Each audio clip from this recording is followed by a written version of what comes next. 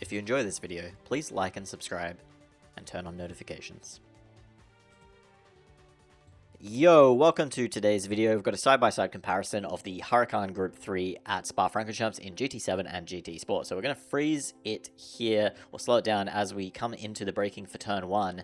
And you'll notice that as we freeze the frame here, that we've managed to wipe off 20 kilometers more speed from the GT7 car than in GT Sport. Now I think this is because of the physics update, which improved the efficiency of braking, and as we trail brake in with GT Sport, we end up dropping down to just about the exact same apex speed, but we are able to feed in the throttle a little bit quicker there on GT Sport because of the car being more stable in the slow corner.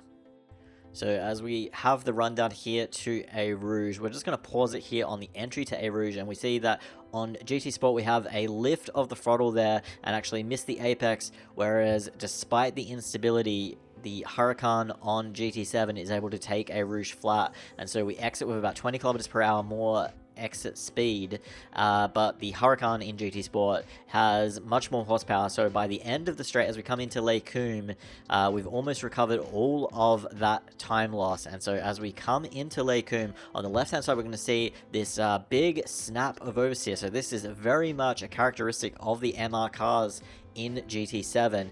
They have this tendency to just over-rotate no matter how gentle you are with the steering inputs or the throttle inputs. And yet, despite this, we see that the cornering speed and the second part of Les Combes here is actually quite a lot faster than what it was there in GT Sport.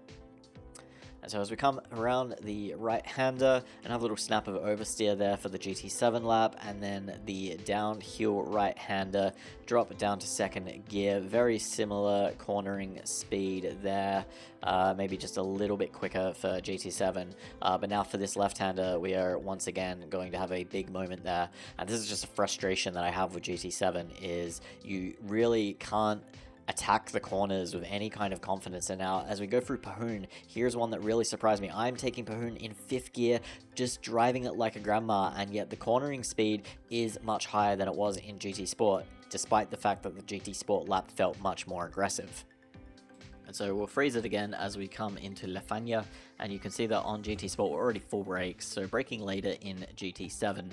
And yet, despite the fact that we're going to have a much gentler turn in here in GT7 compared to GT Sport, we are now going to have once again an over rotation and then have to go full lock, look at that, in order to catch the slide. This ends us up mounting over the curb there. Very lucky not to lose control of the car, but we do lose a ton of time. And so we'll freeze it again here on the entry to the left hand. You can see that we are 23 kilometers per hour down, and this is what allows the GT Sport lap to have now, as we cross the second sector timing beam, has gone up a full second on the GT7 lap.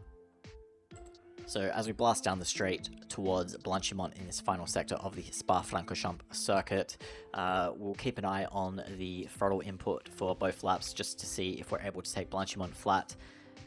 Yes, we do. And as we come down to the bus stop, I'm just going to pause the GT Sport lap slightly so that we have evenness, and then you'll see that on GT Sport we're braking just slightly earlier than on GT7. Who is going to turn in first? It looks like we are pretty much exactly even on turn in.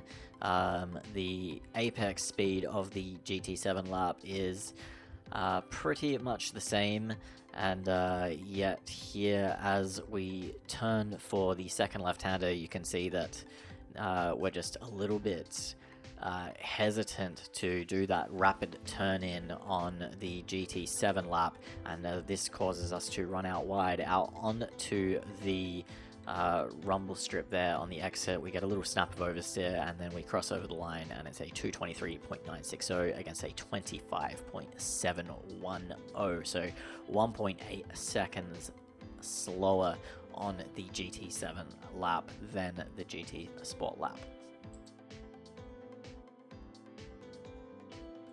Despite the physics changes we've been given in the latest patch version 1.13, it's my opinion that the majority of the MR cars are still not feasible to drive. While it's now more possible to catch the moments of over-rotation, it's not an enjoyable experience as you never have any confidence on turn-in and are always just waiting for that next violent snap of oversteer. In juxtaposition to how these cars handled in GT Sport, where they felt very alive and were challenging to drive, at the end of the day you were still the boss and the car would do what it was told. While I'm not the best driver on Gran Turismo, I'm not terrible, and I was very competitive when compared to my peers in GT Sport when it came to driving challenging cars like the Huracan or Audi R8. So it's disappointing that not only are these cars so uncompetitive in GT7, but also that they're no fun to drive. And at the end of the day, Gran Turismo is a game, and games are supposed to be fun.